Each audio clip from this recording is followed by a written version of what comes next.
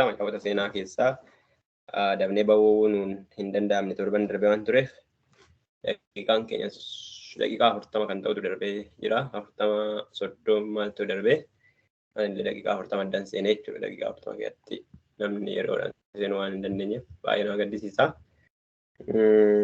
Tekstiin kaleessa isin erge Amoos boqonnaa 8 lakkoofsa 11 dubbifadha. Mormaa turtanii yoo mormitanis dubbifadhaa rakkoon sagalee waaqayyoo amantee jechuudha. Yeroon sun yerootti sagalee waaqayyoo namoonni qo'achuu hin barbaanne, dubbisuu hin dandeenye, dhaga'uu hin barbaanne, raajonni yoo itti dubbatan dhaga'uu hin dhageenye, raajii dhugaa waan jedhamu fudhachuu hin barbaanne Amoos dubbisaa.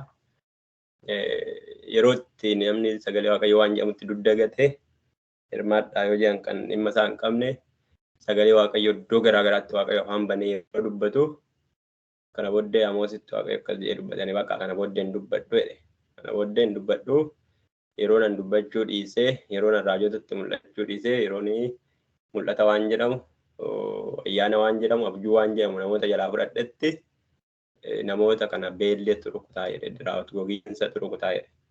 Gogiinsi akkam jennaan gogiinsa bishaanii yookiin nyaataa otoo hin ta'in gogiinsa sagalee waaqayyooti. Namni raajii barbaadaa garuu raajii hin argatu.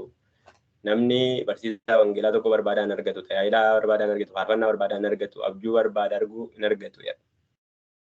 Wantichi akkasii suni bara tokko isin irratti hin dhufa. Beella kanaan hin kukkuftu hin caccabdu. Waaqayyo waan jedhamu barbaaddanii dhabdu. Akka ammaa kana miti jira jechuudha. Bara keenyattis yeroo nuti sagalee waaqayyoo dhaga'uu hin dandeenye, dubbachuu hin dandeenye, sagalee waaqayyoo yuutuubii fi onlaayinii kan akka barbaade waan guutee jiruu fi waan harka keenyatti galfanne yeroo itti fakkaatu guyyaa gaaf tokko sagalee waan jedhamu, wangeela waan jedhamu, tiksii waan jedhamu barbaannee hin arginu ta'uu danda'a jechuudha. Namoonni bara durii amantanii yaadattu wangeelli illee harka keenyarra hin jirru waan ta'eef wangeela keessaa waldaatti yeroo nu dubbisan tiksii isaa barreeffannee gallee girgiddaatti lattafanna. Sababiin isaa wangeela hin qabnu bilbila irraa wangeelli hin jiru qaaman hin jiru kakuu haarayyuu namoota muraasa bira jira. Geediyooniin ministiriin namoota muraasa firee abbaan argin argatu jechuudha wangeela jechuudha. Sababii kanaatiif barri tokko wanta akkas ta'uun dhufaa kan jira. Yeroo darbe yeroo Saamu'eel qo'annu maal kaafne bara Saamu'eelitti waaqayyo namootatti dubbachaa turre. Waaqayyo waan jedhamu hin beekanii. Abjuu waan jedhamu hin beekanii. Mul'ata waan jedhamu sana hin beekanii irraanfataniiru. Yeroo dheeraadha. Waaqayyo namatti dubbata kan jedhu jechamaan beeku eelii nu irraanfateera. Akkama waaqayyo akkana waamu akka namatti dubbatu raajii akka nama dubbisu abjuu akka irraanfateera yeroo dheeraadha akka. Bara akkasii akkas ture jenna. Akkuma bara keenyaa kana bara durii akkas ture akka jennu bara eelis bara durii akkas ture jedhu malee hin beekan. Dukkana ture jechuudha yeroo isaa. Kanaaf Saamu'eel yoo already daa'imaa waan beekuun qabu eelii numti namni waan waaqayyoo keessa jiru garuu sagalee waaqayyoo akka dubbatu waaqayyo akka nama waama abjuu akka namatti mana qulqullummaa keessatti akkas ta'u baay'ee hin beeku tureera wanta akkasiirraa waan ta'eef. Yeroo akkasii dhumuu danda'a dhufuu danda'a jechuudha. Akkuma kana immoo kakuu haaraa fi kakuu moofaa gidduu yeroo macaafa qulqulluu qo'annu gara bara 400tu jira jedhama. Bara 400 sana gidduutti bara waaqayyo ittiin dubbanne bara waaqayyo namaan oodee callise barri sun bara maalii jedhama bara dukkanaa jedhama. Kanaaf bara sana raajonni darbaniiru. Bara Saamu'eelii raajonni hin kaane gana yeroo dukkana ture sana. Garuu amma immoo bara immoo kakuu haaraa fi kakuu moofaa Milkiyaas fi Maatiyuus gidduu sana immoo raajonni already darbaniiru bara isaanii raajaniiru macaafni kun barreeffameera kaa'ameera wanti hundumtuu garuu bara dukkanaa ture. Waaqayyo hin dubbatu wangeelli hin jiru macaafa qulqulluu wanti hin jiru amantii wanti hin jiru wanti hundumtuu aadaa baratamaa bara durii akkas tareeyyuu bara Isaayyaas jedhu malee hin jiru wanta akka kanaa jechuudha. Kanaaf har'a sennaa wanti hundumtuu nu dukka ga'ee laayiniin kun onlaayiniin kun intarneetiin kun baabiliin kun mana keenya guutee guyyaa gaaf tokko lim jennaan dhumuu akka danda'u bara. Intarneetiin kun guyyaa tokkotti addunyaan cufamuu akka dandeessu bara tiiktookii ilaaltu amma gara fuulduraatti. Tiiktookiin amma biizinasii keenyaa mana keenyaa jireenya keenyaa haadha manaadhaa abbaa manaadhaa waan hundumaadhaa garuu guyyaa tokko waan dhumu nutti hin fakkaatu. So next time ji'a tokko ji'a lama booddee hin argitu dukkana ta'a. Gaaf tokko sin mudate ta'e hin beeku feesbuukii guyyaa tokkotti yoo isa kandii muraasaaf yookiin amma akka dheerate cufamee yeroo murtaa'e sanaaf addunyaan kun akka waan dukkanni irratti gadi bu'ee ta'e. Sababni isaa ijji namaa feesbuukii irra malee banamaan ta'u. Haadha manaa abbaa manaa obboloota keenya hundumaa warra itti dubbifnu feesbuukii waan ta'eef yeroo iimoo laala iimoon yeroo tokko akkuma kana ture. Baay'ee miidiyaa beekamaa baay'ee populaarii ta'ee So yeroo wantumti arge irratti baay'ataa deemu imoo qad goonee hin cufan. Amma imoon asiin hojjetu.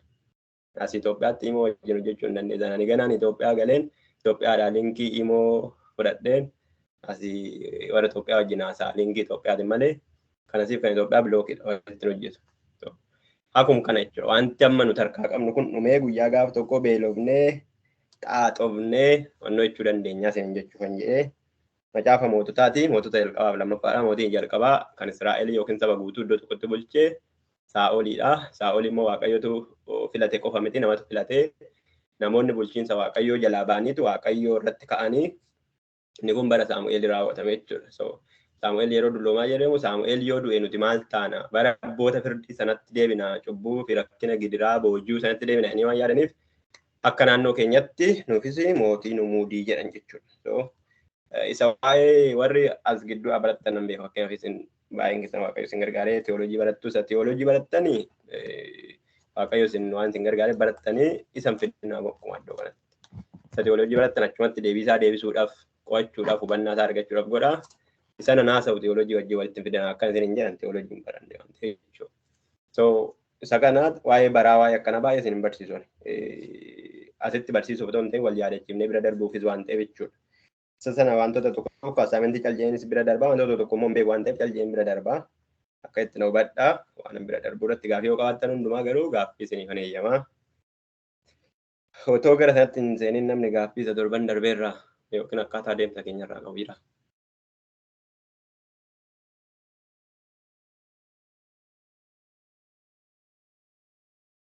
Daqiiqaa tokkoon kennaa gaafeettu miti. Yesuus daqiiqaa tokkotti kennee miti bartootaati gaaffennaa gaafatu. Moo sakandii 60. Haala deemsa keessatti gaaffileen qabu garuu haala deemsa irratti xiqqoo ishee wantoonni sirrachuu qaban jedhee yaada. Laa jechuun ofii kiyyaa fi miti warroota amma fakkeenyaa fi ijoolleen viidiyoo fayyadamuu hin dandeenye madaamii bira kan jiran akkasuma immoo nama gurguddaa bira jiran jechuudha. Inni kun xiqqoo isaa osoo sirriitti gaariidha. Akkasuma yeroo namoonni immoo miseejii barreessan adiibiniidhaan hin balleessina. Namoonni bifa lamaatiin hubatu waan ta'eef karaa keessaallee namoota hubachiisa. Egaa ifaa bilisaa gaaffii biraa yookiin yaada biraa. Amma gaaffii kee tokkuma yoo daqiiqaa tokko ibsites tokkuma hin qabadha waan ta'eef jechuu barbaade. Gaaffii biraa qabdaa yaada biraa? Obsee. Ani baay'eetu. Ani mana kanaaf keessu malee yuutuubiidhaaf malee. Ameen. Gaaffii qabdaa?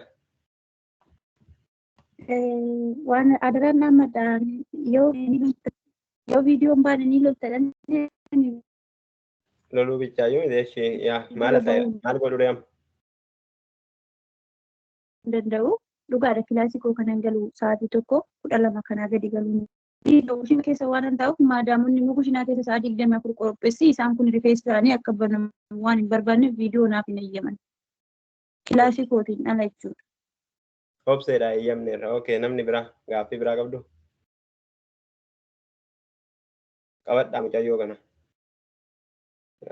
Eeyyamneerra jechuudha. Galaana hin beennu gaaffii hin qabdu viidiyoo hin qabdu shii sanas hin beennu eessiidhaan kan ka'u sana.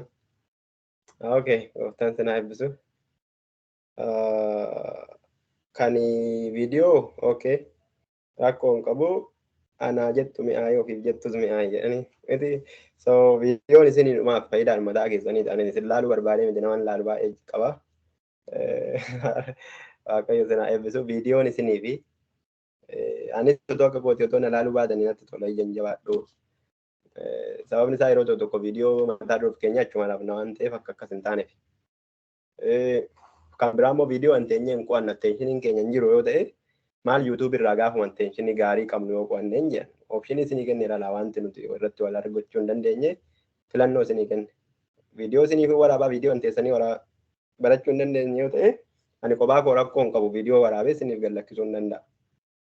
Carraa gaaffii gaafachuu carraa akkasii ri'aaktii gochuu waliin haasa'uu hin dandeenyu yoo ta'e. Isa jedhu yoo akkas ta'e garuu kennaanis boru akkasii ishiin tokko annoodha malee waan isin keessa jirtan hundumaa hubachuu dadhabee immoo akkam kana waan ta'eef kan kollee hubachuun isin rakkisa xiqqoo. Har'a nama keessumaa wajjin isin barsiisaa. Keessumaan tokko inni engadda na bira inni tajaajilaadha si faarfataadha si waan hundumaa kanaadha isa wajjin nagaa wal gaafataniitu tarii guyyaa gaaf kaanii nu tajaajiluu danda'a yookiin miseensa keenya illee ta'ee hirmaachuu danda'a we don't know. Isa wannoo hidhaati gara qonnaa kanatti deemna. Keessumaan ijaanis ilaaluu dhiisuu danda'a yaaddeena keessumaa dubbisaa. Tole nagaa isiniif haa ta'u akkam jirtu nagaa keessan. Nagaa galata waaqayyoo. Gara fuulduratti waliin itti fufuu dandeenya. Anis miseensa guruppii kanaa ta'ee nan hirmaadha. Haaraan biyya kana dhufee walii wajjin turraa waaqayyo isin haa eebbisu.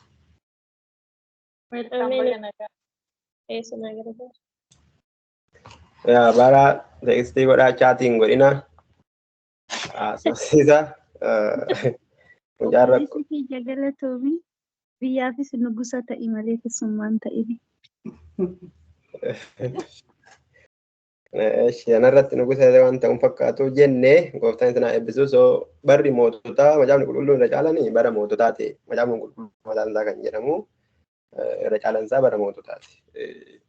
Sababni isaa mootota argitaniittu bara warri Israa'elii lafa onaatii darbanii dhufanii lafa isaanii qabatan Iyyaasuu booddee inni kun Saamu'eel booddee irraa kaasanii jalqaban jechuudha. Inni maqaan isaan inni jalqabaa Saa'olidha. Jennee dire Saa'olidha. Saa'ol filannoo namaatiinidha. Garuu Waaqayyo filannoo isaan irra dhaabatee itti kennee booddeetti immoo isaanis gidibsee Waaqayyo ofis dhuma irratti abboomamuu didee eessaa akka inni waame zariin isaa maal akka ta'e waan hundumaa kan asii qoradhaasin. Waaqayyo abboomamuu didee kan nuti beeknu sababii Waaqayyo abboomamuu dideef dhuma irratti lola dhaqee Waaqayyo hunduma ishii fixeennaan achi keessaa ishii babbareedduu hanganasii hambifatee dhufee sababii hambifatee dhufee Waaqayyo kana booddeessi tuffadhee jedheen jechuudha. Irratti Waaqayyo kan nuti tuffatu namichi sun aarsaan Waaqayyoof dhiyeessa akka jedhe yaadattu. Namichichi aarsaan Waaqayyoof dhiyeessaa jedhe. Aarsaa Waaqayyoof dhiyeessuun gaarii ammoo maala? Gaariidha jallinaatiin malee Waaqayyo biraa wadhu balleessi waan ta'eef. Gaariidha argitanii aarsaa Waaqayyoof dhiyeessuun gaariidha. Isa gaggaarii moo isa hamaadhaa fidee dhufe Waaqayyoof? Isa coccoomoo fidee Isa gaggaarii isa bareedaadha fidee dhufe. So waan gaggaarii fidee aarsaa Waaqayyoof dhiyeessuun gaariidha. Garuu aarsaa dhiyeessuu qaba moo hin qabu namichichi? Kennaan isaa aarsaa dhiyeessuudha? abboomamuun aarsarra hin caalaa jedheen abboomamuu dide. Kanaafuu abboomamuu keessan yoo abboomamtan booddee waa'ee diileetii ta'e waa'ee viidiyoo diileetii gochuu koomentii diileetii gochuu itti deemna gini edda abboomamtanii booda yoo ta'e gaariidha waan tunnumtu akkuma keessan. Giruuppii kana kan uumnee fi koomentii fi chaatii dhaabbatoo hin ta'in sagantaa irratti wal beeksisuudhaaf liinkii irratti walii erguudhaaf akkasii fi namni kan biraa immoo akkuma isin amma akkanatti dallantan kana maaliif viidiyoo nurratti gadhiifama maaliif feesbuuk irraa nurratti sheerii ta'a wanta nun ilaallanne maaliif asirratti haasa'ama jedhamaa jechuudha. Isin kan yaadannaa galaanaafis wal qixxeessuu fi ani amma giruuppii kana anatu kireetii godhe waan ta'eef akka barbaade gochuu hin danda'a jechuudha. Diileetii mul'uma hojii gochuu hin danda'a jechuudha. Okay, gooftaan sin haabisu. Abboomamuun aarsaa caalaa yoon abboomamne ta'e anaaf faarfannaan kee manaan godhu jecha Waaqayyo akkas jedha. Faarfachuun keenya tajaajiluun kee kun as teenye sa'aatii keenya gubuun kee waan tokko hin godhu. Waan tokkotti hin galu. Waan abboomamuu jedhu hin baranne taanan. Plus wannoo keenya beekuu qabna iddoo dhaabanne tokko. Namichicha kana Waaqayyo kan dhaabe mootirra malee aarsaa dhiyeessurra miti. Waan tokko waliin qabatu wannoon isaanii. Kan inni godhe mana Waaqayyooti alatti hojii akka hojjetu malee mana Waaqayyoo keessa seenee hojii hojjechuu hin danda'u. Uziyaa ilaalaa Isaayaas boqonnaa 6 waan akkasii keessa bara Uziyaa jedha. Isaayaas bara sana raajaa ture dhaqaatte immoo seenaa Uziyaa ilaalaa jechuudha. Uziyaan sun nama Waaqayyo fuuldura yeroo dheeraa jiraate nama qajeeladha. Garuu guyyaa gaaf tokko biqqitti jennaan aarsan dhiyeessaa jedhe. So Waaqayyo wajjin jiraachuun gaariidha. Garuu aarsaa dhiyeessuun nama hundaaf hin ta'u. Akka yeroo sana kennametti jechuudha. Amma immoo nuufis wanti nu kenname jira wanti nuuf hin kennamne jira jechuudha. Yeroo tokko Waaqayyo iddoo kanatti yoo nu barbaade iddoo kanatti waan gaarii hojjenne iddoo hundumaatti dhandhee fiitiin godha jenna bakka asiifis nan ta'a jenna. Iddoo sanatti immoo namoota kan biraa jira kan ta'aniif kanaaf iddoo hunda dhaabachuu hin dandeenyu hin taanus. So barri moototaa isaan kana mootii kana booddee Waaqayyo isa kanan barbaadu jedhee deebi'ee immoo filannoodhaan hin Daawitiif filate. Daawitiin yeroo filatu Waaqayyo nama akka garaa kootii jedhe. Maaliif nama akka garaa kootii jedhe? Maal fi jaalate? Macaan nu bankaa hin qabu. Maal fi bankaa hin qabu. Ani garaan ilaalaa jedhee Saamu'eel. Garaan ilaalaa jedhee ishee. Garaa kan ilaale obboloota isaa gidduudha. Obboloota isaa gidduudha.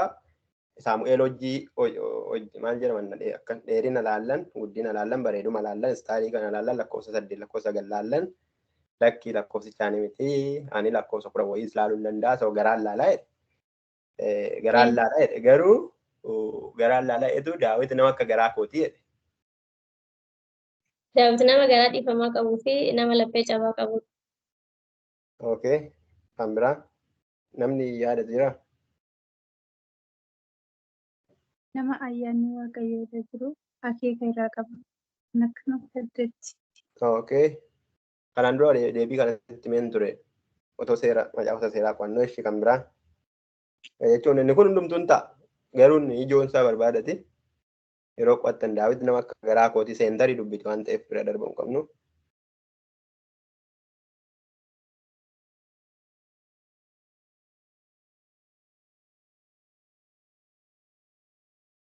Nama waan godhetti dafee gaabbufa kanuma hin beekan. Nama waan godhetti dafee gaabbu. Okay, gooftaan sina eebbisu baay'ee bareedaadha. Yeroo isa kan Daawitii barbaada. Kan Daawitii barbaada. Namas gaafadhaa rakkoo qabu. Akkasiin bartan hin barbaada waan ta'eef jechuudha. Wanti irratti galii galame hin jiru yoo ta'e hin dhiifna. Waaqayyoon nama lama keessaa ilmaan Yaaqoob nama lama keessaa ilmaan maqaan isaa abbaan Yaaqoob maqaan isaa Yisaaq. Ilmaan Yisaaq nama lama keessaa isa kam jaallate isa kam jibbe? Yaaqoob jaallatee isa kam jibbe? Maaliif jibbe? Maaliif jaallate? Yaaqoob garaa dhiifamaa waan qabuuf. Garaa keessatti kan baafate kaas gubbaatti fakkeenyaaf waaqayyoon kan adda baafate garaa keessatti ijoolleen kun lakkuu dhalatanii gara hirphaa keessatti hoggaa wal dhiitanidha kan irraa dubbate. Maaliif wal dhiitaa keessa jira? Inni xiqqaan isa guddaa irratti mo'aa yeroo jedhu dubbata jechuudha. Waaqayyo yeroo isheen deebisu dubbata. Kuni abboomamuu fi abboomamuu diduu irratti odoo adda hin ta'in garaa keessatti kan mo'ate. Akkasuma immoo kakuu moofaa keessatti kakuu haaraa keessatti xaqafameera waa'een Esaawuu fi Yaaqoob. Okay. Filannoo waaqayyooti jenne yeroo tokko.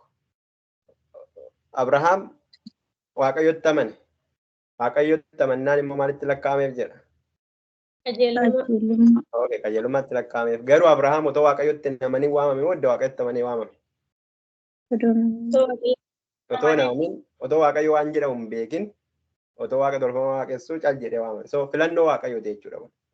Waaqayyotu ati bahi namaaf hojjettaa garan si geessu dhaqi jedhe. Ani Daawit jaaladhe bakka jedhe. Ani Yaaqoob jaaladhe bakka jedhe.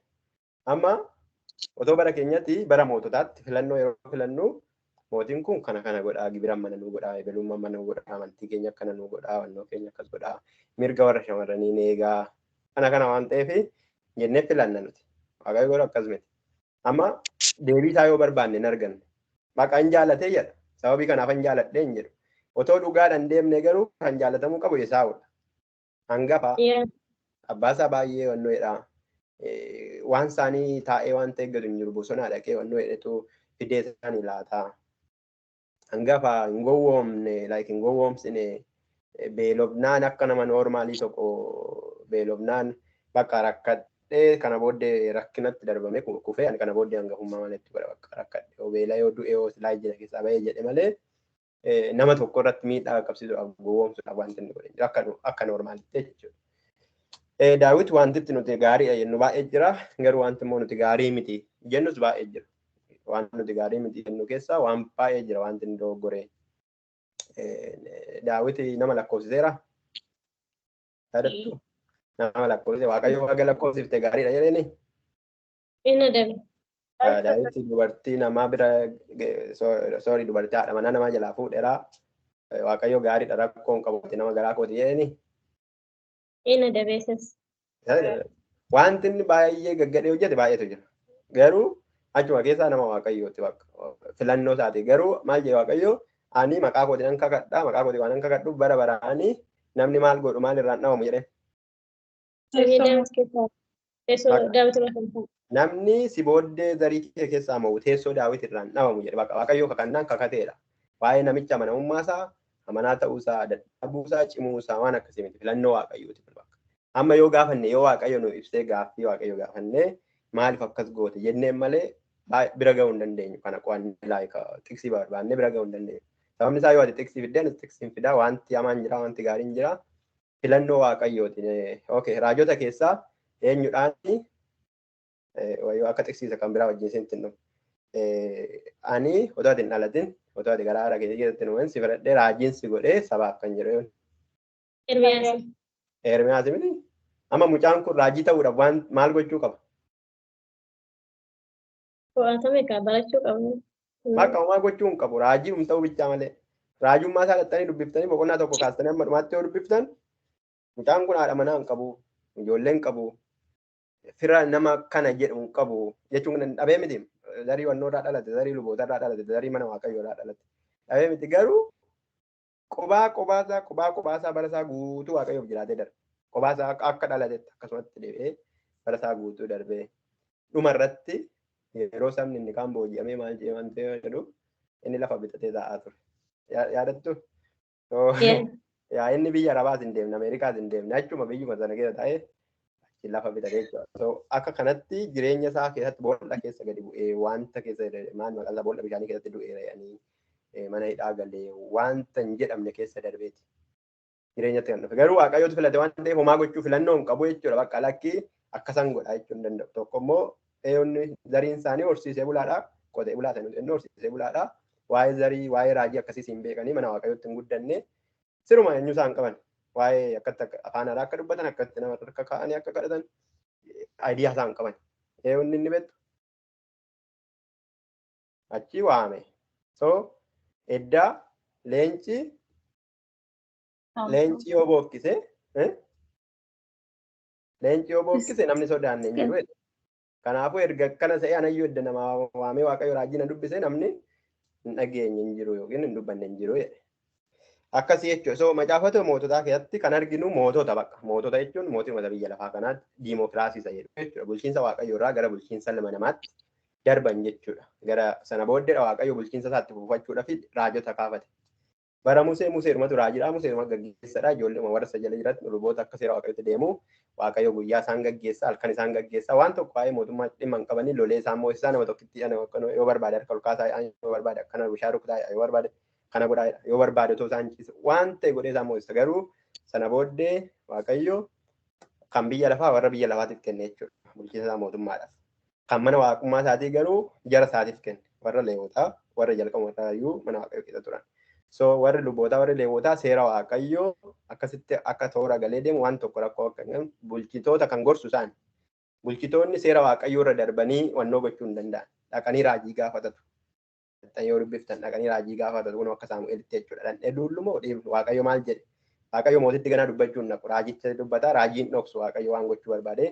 Raajiin akkana godhaa yoo jedhe hin godhu yoo hin goone ta'e immoo ammoo jechuudha. Sana booddee akka kanatti gaggeessaa turan. Maqaan isaa Saa'ol irraa Daawit irraa akkasitti ilmaan Daawititti darbe keessaa sana booddee kana naannoo arginu bara mootummoota wal ta'anii yookiin Yuunaayitid Isteetsi jennuu akka Ameerikaa kana bara mootummoota wal ta'anii otoo gargar hin cabin mootummaa tokko jalatti yeroo bulan bara Saa'olii kaasee amma dhaqee Solomoonitti jechuudha. Saa'ol Daawit Solomoon jechuudha. Sana booddee bara Solomoonitti akkuma Daawit Solomoonis cubbuu hojjetee waaqayyo garuu gaafa Solomoon aangootti dhufu yaadattu gaafa aangootti dhufu namni Solomooniin mormee kan biraa beektu obboleessa isaa ta'e ilmaan Daawit keessaa.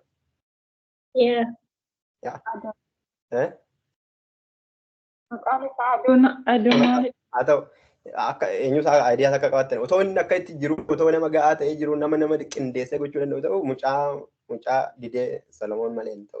Solomoon eenyurraa dhalate beektu? Haadha manaa Uriyaati beekti? Amma argitanii mucaa haadha manaa wannoorraa dhalatetu waaqayyo isa malee hin ta'u jedhee dida jechuudha. Argitanii? Isa malee hin ta'u jedhe. Mucaan inni jalqaba dhalate immoo maal ta'e? Hindu'e.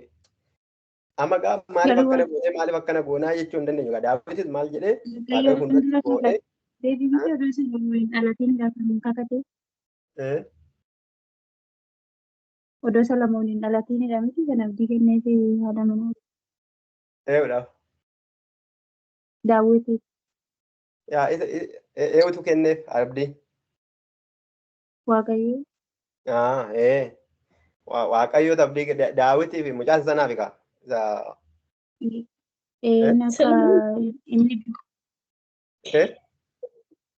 Inni dubartii sanirraa dhalatu fakkeenyaaf ammaa jalqaba isaa dogongoraan haadha manaa namaa bira gahee Daawiti gaafa gahu Daawit immoo dogongoraan erga bira gahee abbaa manaa ishee illee waraana filateetii dhaabsee akka ajjeese ni dubbata. Erga isaanii mucaan dhalate illee hin guddanne. Kanaafuu amma mucaan sun kan du'e kan haasa'aa jirru ati jettu naa galeera garuu kan haasa'aa jirru mucaan sun kan du'e sababii cubbuu eenyutiifi? Daawitiif. Garuu immoo the same thing dubartiidhuma ishii mucaan jalaa du'e jalaa immoo waaqayyo amma mucaa kan biraa kennee miti akkasumatti fakkaata. Amma immoo dubartii humsaan irraa mucaa kenneefiti mucicha sana malee isa malee immoo jedhe garuu kan biraan jirtu mucaan Daawit kan jira mucaan Daawit miti? Yaa mootii ta'uu kan qabu jira tokko kan inni wannoo wajjin Adooniyaas jette akkasumatti fakkaata maqaan isaa. Kani Solomooniin dhiisamee namichichi mootii ta'uu qabu ture. Garuu Waaqayyo Solomooniin filate. Daawit qofa miti. Abdii waan galeef qofa miti. Waaqayyotu Solomooniin filate. So Waaqayyo Solomoontu mana qulqullummaa naa ijaara. Mucaa kennaa ijaara. Si'ii miti kennaa ijaara. Already duraan itti meechu. So mucaan sun already mootummaa ta'uudhaaf qophaa'ee nama qabaa waan hundumaa qabaa garuu hin taane. So kaleessa garuu cubbuudhaa fi lakki mucaan cubbuudhaan dhalate du'uu qaba waaqayyo ajjeese. Har'a immoo mucaanuma cubbuudhaan dhalate sana keessa immoo isa tokko mootummaa ta'uu qaba malee argitanii akkaataa filannoo waaqayyo. Otoo ana ta'e eenyurraan kennaaf iyyuu haadha manaa isaa ishii durbummaa ishii qeerrummaa eenyuun ishiin? Malkaadha. Miikaal yookiin Milkoo jettus Miikaal Milkoo ishiin ijoollee qabdi?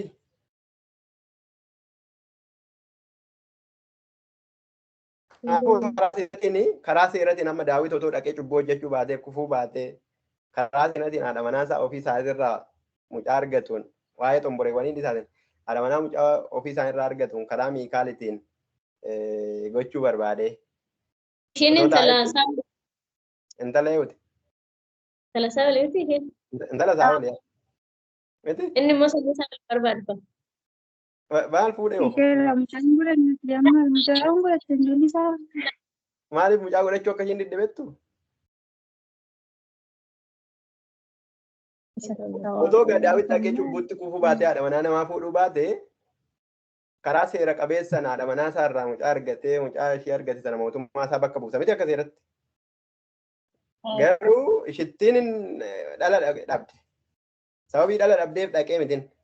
Kan biraa sababii cubbuu hojjeteef dhaqe malee dhala dhabdeef miti. Ishii kan dhala dhoowwe waaqayyoodha. Maaliif goote? Maaliif dhoowwe? Maal balleessi? Sanyiin inni amma waaqayyo gaafa ijoollee Saa'ol lamaanii fi Saa'ol bakka tokkotti ajjeesu sanyii Saa'ol balleessuu barbaadeeti miti. Maaliif ajjeese waaqayyo? Jalina sanyii Saa'olii fi Daawit walitti makuun barbaanne miti. Daawiti sababii jal'ina abbaa keetiitiif jal'ina zarii keetiitiif aannan fo'atee isin immoo isin jibbe gaaf jedhuun maal balleessite intaloon sun haati manaan isaa.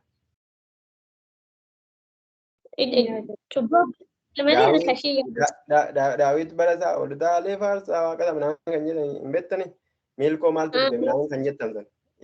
Miilkoon gaafa Daawiti gammadee warra mootummaa isaatti taabota waaqayyoo dhaqee fidee fuuldura bu'ee gammadee faarfatu maal jetteen jedha.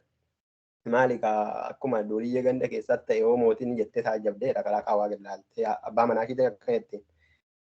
So gaaf sanarraa akkas jedheen Daawiti kanaafiyyuu zarii abbaa keetii fi si dhiisee ana na fo'ate jedheetu kana caalaan kanan ta'uun ta'a jedhe haadha manaatiin jedhe salphaa miti laatuun haadha manaatiin jedhe hiikuu dandeessi qabeenya irraa mootummaa adda adda cabsuu dandeessi waan baay'eedha.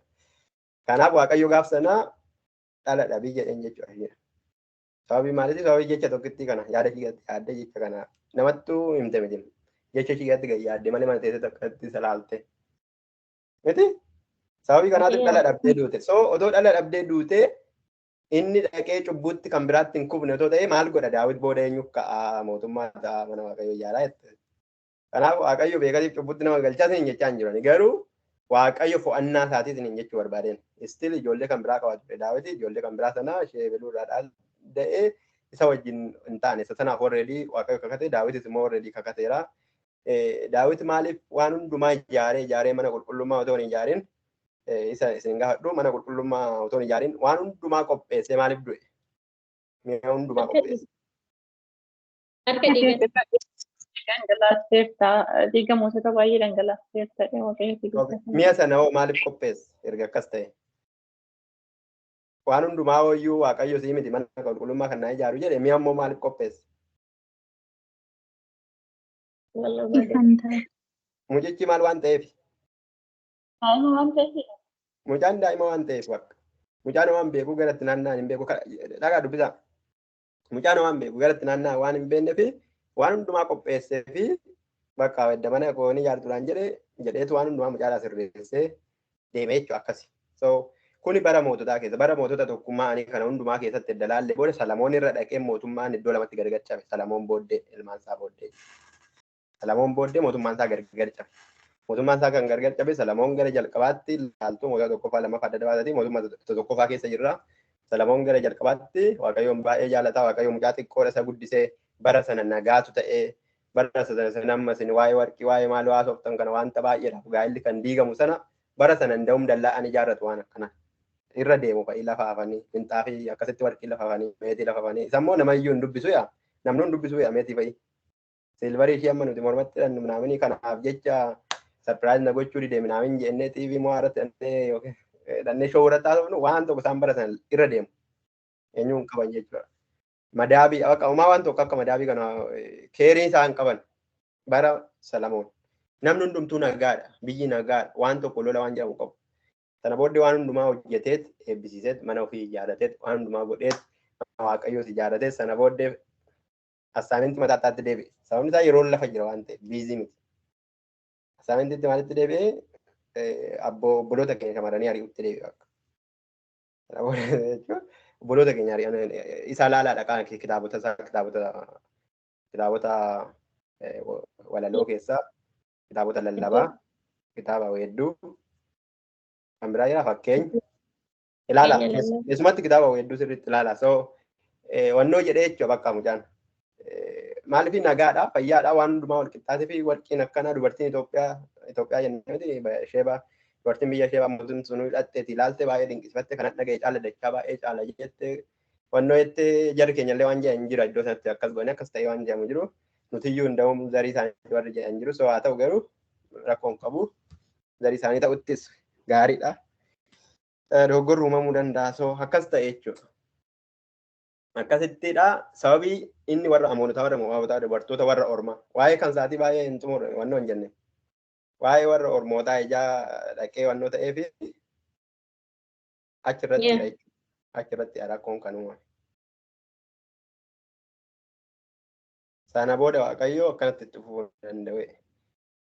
Daawitiif waan akka kadheef jedhe malee si'iif waan akka kadheef hin jenne. Daawitiif waan akka kadheef mootummaa keenya cabsu mootummaa ittaanutti garuu nan cabsaa jedhee akkuma jedhe ijoolleen isaa irratti kan mootummaan isaa hin cabee mootummaan 10 tokkotti namicha tokko yaadattu wayyaa iddoo akkanaatti kutii minaamin jedheeni abdii kan kenne Waaqayyo raajii wayitti ergee jechuudha. Achirrattidha. Ilmaan Salamoon iddoo lamatti wal cabsan. Inni kaan Waaqayyo immoo qomoo lama qofa eege Biniyaamii fi Biniyaam miti fi Yihudaa. Yihudaan qomoo eenyuti? Qomoo Daawit. Sababii Waaqayyo Daawitiif waadaa galee fi Yihudaadhaaf Yesuus Kiristoos qomoo Yihudaa ta'uun dirqama waan ta'eef Waaqayyo Daawitiin bara baraan teessoo kee irraa namni hin dhabamu waan jedheef jecha qomoo lama eegeef. Waan isaan amanamaa ta'aniif miti. Waan Salamoon amanamaa ta'eef miti. Waan akkasiif miti. Filannoo Waaqayyooti. Qomoo lama kophaatti kaa'eefit inni kun hidda Kiristoosidha jedhee sana booddee qomoo isaan kurnan hafanii Israa'el ta'anii isaan kun immoo maal ta'an? Yihudoota yookiin Yihudaa warra jedhamu hin taane jechuudha. Kanaafuu qomoon kurnan Israa'eloota isaan kun Israa'eluma gini adda adda wal cabsan. Isaan kun Samaariyaa ta'anii Noorzii isa nuti kennu isaan sun immoo Yerusaalem ta'anii Saawuzii isa nuti kennu jechuudha. Sana booddee mootota amma kanaa dubbisaa gaa dhaqaati jidduu kanatti Solomoon irraa kaate mootii warra Yihudaa warra bulchan warra Israa'el warra bulchan inni kun kitaabota moototaa keessa jira. Amma warreedii mootota lammaffaa keessa jiran. Mootota lammaffaa hin qaqqabne isin? Okay. Waa'ee Eeliyaas dhaqaa dubbisaa. Waa'ee Eelsaa dhaqaa dubbisaa. Booda suuraan dubbifannaa amma garuu keessuma keessadhaa akka gochaa deemu. Oh yaa akkasuma gochaa jira. Baay'een isin irra ture? Turuu adeemtuun yaada ibsachuu barbaadan malee jechuun akkasii isin akkaataa isin galuu danda'u nani callisee haasa'aa jira malee diiteelii isaa kana booda isintu dubbifata. So sana booda iddoo lamatti adda adda cabanii sana booda dhagaa raajotii kan ka'anii jechuudha. Raajiin inni kun ebelutti ergame. Bara mootii akkanaa amma raajii dhaqaa dubbisaa raajii tokko dhaqaatii boqonnaa tokko jalqaba bara mootii akkanaa ebeluun akkas ta'e mandara akkasitti argame ebelutti lallabe. Bara akkasii Ahaabitti kan lallabe Eeliyaas fa'i argitan itti yoo ta'e. Ahaab wajjin akkanatti wal qabanii kan turan. Ahaab sun egaa mootii warra Israa'el ture malee kan warra Yihudaa miti. Akkuma kana mootii warra Yihudaatiin warri turan jiru jechuudha. Akkanatti kan akka Isaayaasii jiru jechuudha. Kan immoo lachuu isaaniitiif ta'an jiru warra Israa'eliifis warra Yihudaafis kan ta'an jiru jechuudha. Isaan kun raajonni hundumtuu kan isaan tajaajilan bara kana gidduutti bara moototaa gidduutti yeroo mooti'aan bulu. Raajota isaan gara dhumaa waa'ee booduu duraa isa booddee itti dhandhan rakkoon. Garuu ammayyuu mootummaan jira miti ammuma isaa. Ammuma jira mootummaan sun akkuma isaatti dhufee jira jechuudha. Gina akka macaafa qulqulluutti raajonni sun hundumtuu nuti jennu macaafota raajotaa warri nuti jennuun sun hundumtuu mootota keessatti tajaajilaa turan. Moototuma tajaajilaa jiru jechuudha. Isaan sun mootonni waa'ee biyya lafaatiif, waa'ee nageenyatiif, waa'ee jireenyaa, waa'ee nyaataa, waa'ee dhugaatii, waa'ee akkasiitiif tajaajilu. Isaan kun immoo waa'ee hafuuratiif tajaajilu yeroo hundumaa. Namni kun mootiidha. Mootii kan gorsu isaanidha jechuudha. Raajota jechuudha. Mootiin sun ofitti amanamummaa mataa isaatii fi loltoota isaatii hin qabu. Yoo ofitti amanee ta'ee ofitti namanii waaqayyotti amanii kan dhaqanii gorsanii raajota. Yoo dhaga'u ta'e immoo waaqayyo immoo isaan wajjin hojjeta waan ta'eef hir'uu ta'a jechuudha. Waa'ee mana qulqullummaa mana waaqayyo immoo kan hojjetan isaan sana. Isaanuma jalqabatti kennan. Wanti jijjiirame hin jiru jechuudha. Kanaaf akka kanatti qixa hafuuratiin, qixa mana qulqullummaa waaqayyootiin, qixa mootummaa biyya lafaatiin akkatti hojjetaa tarree galan inni waliin dhiitu ture jechuudha.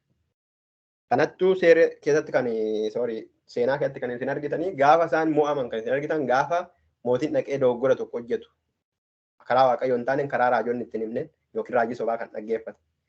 Raajota Asheerii, raajota inni dhiiraa yoo maqaan isaa Ba'aalii beektu? Raajota Ba'aalii. Meeqa ta'u jedha? Afurii fi shantama walumaa galatti 850. Gara 850 waan akkasii. Yeroo sana immoo isaan keessaa raajiin nama waaqayyo jedhamee iddoo sanatti maqaa guddaa qabu raajii meeqa? Eeliyaas, Elsaayi. Eeliyaas, Elsaayiyyuu hin kaane egaa Eeliyaas yeroo sana. Eeliyaas jechuudha. Akka kanattiidha sabni sun dhaqee. Jiraatanii malee amma Nazireet lafa hin keenya fayyadamuu dhumarra boodarra ka'e. Yaa Eeliyaas boodan ka'in. Eeliyaas boodan ka'in. Kanaafuu hin jeemu. Maqaa guddaa kan qabu ol ka'ee kutaa sana keessatti kan dubbatu Eeliyaas qofaadha. Maqaa achi keessa garuu Eeliyaas mucaan tokko inni kitaaba irra jira. Raajiin inni raajota waaqayyoo adda adda qoqqoodee kaa'u. Dhagaa keessa kan ol kaa'u. Holqa dhagaa keessa jechuudha. Jira innis isaan raajii dubbatu hin argitan immoo iddoo sanatti Ahaabitti isaa dhaqee dubbatu hin argitan. Garuu inni raajota waaqayyoo namoota waaqayyoo dhokseetu akka Elizaabeet hin ajjeefne dhagaa keessatti holqa dhagaa keessatti kaa'eeti manuma isaanii hojjeta. Inni ofii isaatii mana isaanii hojjeta. Namoota biraa garuu inciitii isaan beeka waan ta'eef akka isaan hin ajjeefne geessee dhoksee kaa'a jechuudha. Eeliyaas eenyutti akka mul'ate beektu waggaa 3 booda gaafa yeroo jalqabaatti dhufu. Isuma dhoskee kanatti mul'ate maqaa isaatti mul'ate. Kanaafuu wal beeku hafuurri isaanii tokko yaadni isaanii tokko gooftaa koo jedhanii waama. Inni sun immoo diina koo jedhanii waama. Ahaab yoo argitan ta'e. Diina koo na argatte jedha. Inni sun immoo gooftaa koo jedhee waama Eeliyaasin. Eeliyaas akka ta'es hin beeka wal beeku. Garuu kan inni jedhee waggaa sadii booda yeroo inni deebi'u yeroo nan dhaqee Eeliyaas as jira eetti muu dhaqu yoo hafuurri waaqayyo iddoo kanaatti fuudhee gara biraatti kaa'e. Ani maalan jedha? Ani eessan dhaqaa jedhe. Argitanii gaafisa. Hafuurri waaqayyo as kaa'ee achi kaa'u nama gara biraa hin kaa'amoo hin kaa'u? Inni hafuuraan amanee garuu hafuuraan amanee jira. Hojii foosaatiin garuu isa hamaa kana bira hojjeta. Hafuuraan garuu akka namoota waaqayyoo ta'e amanee jira. Yeroo darbe eenyu otoo wannoo ennuu manuma mootummaa isaanii keessa ta'anii manuma warra farisootaa keessa ta'anii manuma akkasii abbootii magaalaa Israa'el manguddoota Israa'el keessa ta'anii manguddoota isaanii keessa aangoo qabaatanii otoo jiran garuu hojii isaaniitti gonkumaa kan hirmaatanii hin beekne eenyuun isaan. Yeroo darbe qo'anne irra Luqaas keessatti. Keessatti qo'anne. Nama lama. Namoota Yesuus hin awwaala sana miti. Namoota Yesuus hin awwaalan lamman. Tokko Isaanis hojjettoota mootummaa turan. Garuu hojii isaanii hamaa keessaa tokko hin qaban. Akka kana jechuudha isaan kunis. Maalleessi macaafa Daani'el keessa waan baay'ee dubbata. Macaafa Daani'el keessa gaafa nama Daani'el mooticha jala hojjeta garuu hojiin isaa hojii waaqayyooti. Akkasuma jaloonni sadeen arraba koorratti ni ulfaatu. Mooticha jala haa jiraatanii malee biyya mootichaa haa jiraatanii harka isaa jalatti haa bulanii malee abboomamni isaanii fi amanamummaa isaanii sagalee waaqayyooti. Akka kana jechuudha. Egaa inni kam keenyaa akkasii jennee wal falmuuf yookiin wal amansiisuuf ulfaachuu danda'a. Namoonni mana mootummaa hojjetan namoonni mana waaqayyoo dhuguma mootummaa deeggaru moo waaqayyoo wajjin dhaabatu yeroo haroonnoo sinis ilaalaa garuu akkas ture inni duratti dhugaansa akkasi akka ammaa kana miti jechuudha. Okay, so akka kanatti raajonni miti mootonni hundumtuu bal'achaa guddachaa babal'achaa hundumtuu wal balleessaa deeman. Dhuma irratti garuu cubbuusaatu baay'ate. Tuulamee cubbuusaatu guddate. So kun hundumtuu mootota keessatti. Gaafa keessumatti warra Yihudaa caalaa kan warra Israa'el paartii warra kunneen sanatu cubbuun isaanii guddate. Booddee walirrattuu ka'u hunda'u argitan ta'e wal reebuu ofii isaanii wal dacha'anii. Duratti diina reebuu gaafa nagaa qaban immoo deebanii wal reebuu warra Israa'el fi warra Yihudaa jedhame. Qomoo lama bichaa reebuu akkana garagalanii. In argitu jechuudha macaafata yeroo darbe waa'ee Biiniyaam qomoon isaa maaliif qomoo xiqqoo akka ta'e maal akkasii fa'ii kaasnee turre qomoo xiqqoo isaan Saa'ol qomoo kam keessaa akka ka'e ilaala. Qomoo xiqqoodhaa garuu qomoon xiqqoo kana nama 10 taanii dhufanii reebu. Ammuun kana keessaa waaqayyo immoo isaan gargaaree isaan dhaabee qomoo kurnan suni waaqayyo kana booda Israa'el hin jedhamtan anee sabbaa isiniin ta'u isinis ijoollee naaf hin jettanii fuula koo dura badaa'ee isa kana hundumaa raajota ta'a ture jechuudha macaafota raajotaa keessaa arganna dhaadhee tokko xiqqoo galab goonee ilaala warra nuu galleessichaa. So macaafota sana keessatti sana booddee waaqayyo dabarsee biyya nani isaan hin beekne biyya nani isaan arguu hin dandeenye kana booda yaada gara kootti deebi'uu hin dandeenye fuudhee isaan geessa jedhee boojuu isa jennu bara boojuutti dabarsee isaan kenne jechuudha.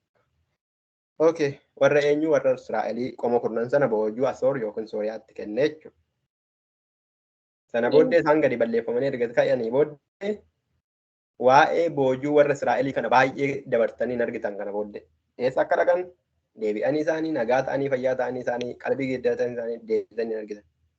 Macaafni irra jaalaa xiyyeeffatee kan inni itti barreesse kan warra Yihudaa qomoo waaqayyo warra jedhamanii sana qofa.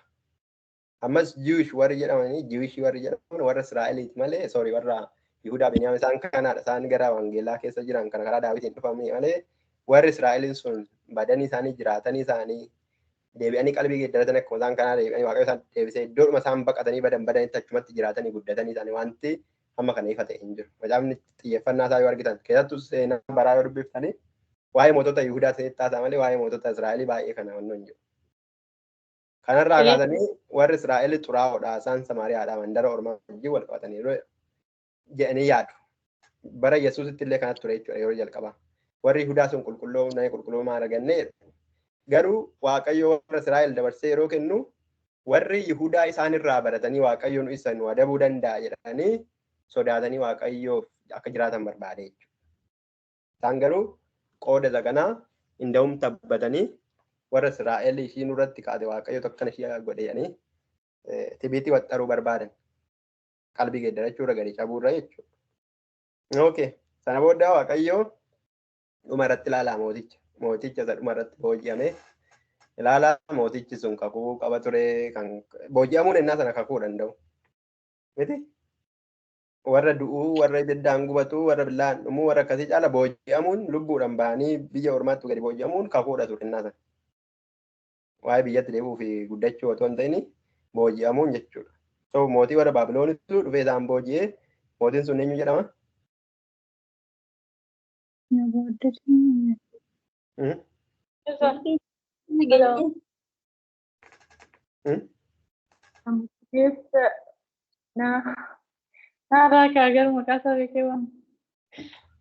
Mootiin akka sangaatti wannoo nyaachaa ture, marga nyaachaa ture sun yoo.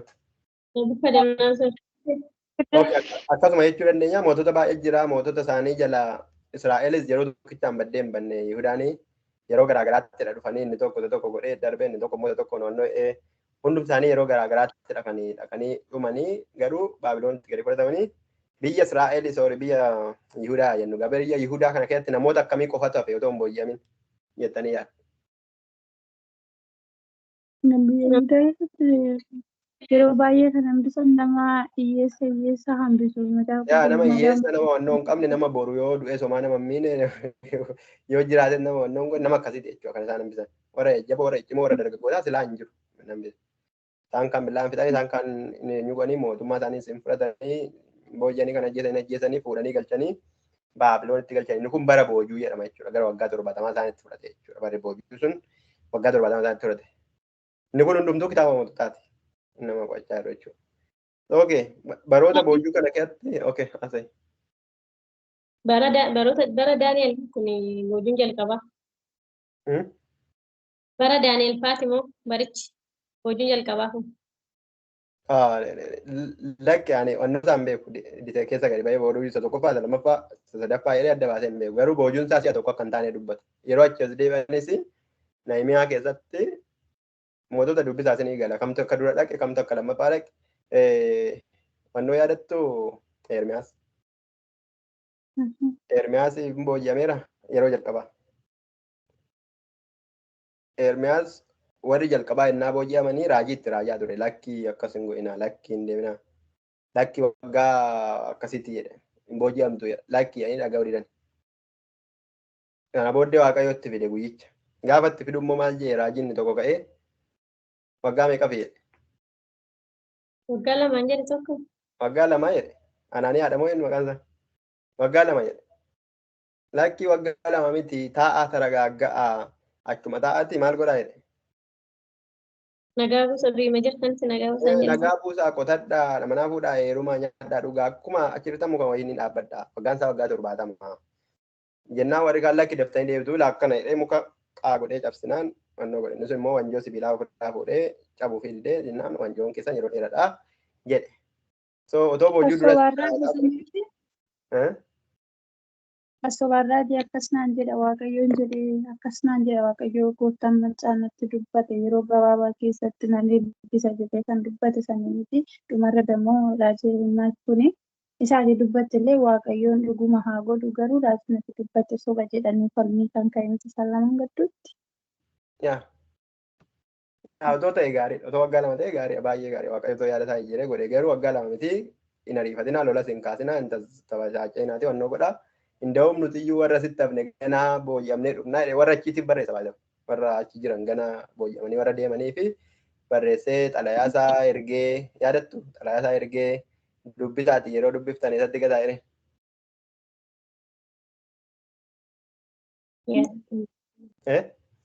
Xalayaasaa eenyutti fuudhee ergee achitti warra boojuu bira dhaqanitti. Maqaa isaanii yaadannoo. Eliyaas Ermiyaas maaliif booji'amuu dide jalqabaa irratti? Nama Waaqayyoo waan ta'eef Waaqayyoo keessa hin jiru Waaqayyootu eege. Hidhaa ture moo ala ture yeroo boojuun dhufu yeroo dhufee mootummaan mana namaa diigee gubee wannoo sirriitti waa'ee kanaa waa'ee boojuu sirriitti qo'achuu barbaadan Ermiyaas sirriitti qo'adhaa akka raajitti otoo hin ta'in akka barreeffama seenattidha kan inni barreesse. Ermiyaas sirriitti Macaafa isaanii Macaafa keessaa. Ermiyaas. Kan qo'annoo. Inkoon macaafa Oromiyaa keessa macaafa Ermiyaas waa'ee boojuu bichaa sirriitti baruu yoo barbaadanii akkamittiin jalqabaa akkas ta'e inni lammaffaa akkas ta'e Ermiyaas ofiisaa gadi bu'ee waan buunee dhaqaa laala. Isicha jalqaba warra booji'aman keessa jira Ermiyaas ilaa nuti warra jalqaba booji'amanii achi dhaqan keessa turre jedha macaafni tokko kan inni barreessu warra boojuu keessatti barreessan. Warri kaan immoo ebelu fa'ii yoo ta'u nuti akkas ta'e akkasii achi Yihudaadhaa ergaa nuuf fidanii dhufanidha. Nahimiyaan immoo waggaa amma kana akkanaa keessatti bara mootummaa ebeluu obboloonni koo Yihudaadhaa dhufanii akkas kan nyaanjaa hin dhaga'ee jedha. Isa kana hundumaatti tartiiba galchaati ofii keessan jechuudha. Isa teolojiidha namni warri kaan already tartiiba galchee rakkoon qabu dubbisaa sirriitti baradhaati. Isa yaada keessas kaa'achuu dandeessu. Garuu akkanuma waan beeknetti yoo barbaaddan Ermiyaas sirriitti qo'adha. Ermiyaas maaliif jalqaba booji'amuu dide? Yoo si'a lammaffaa ta'e maaliif booji'amuu dide? Waaqayyo maaliif lafa bitadhu taa'e jedheen. Warri kaan already lafa baasanii maaliif hundumaa gadhiisanii deemanii waa'ee raajiidhaan biddeena nyaachuuf dhiisuu waa'ee sana dhagaa sirriitti dubbifadha jechuudha. Baay'ee bareechee sirriitti barreessa akka raajiitti namaa galuun dhiisu hunda'uma akka seenatti barreessa waan ta'eef baay'ee salphaadha. Okay. Isa ebelutu dura bu'ee ebelutu taanee bu'ee hin beeku. Aniyyuu akka Ermiyaas keessa sirriitti garuu tartiibaan barreeffamee jiru nama beekaa jechuudha.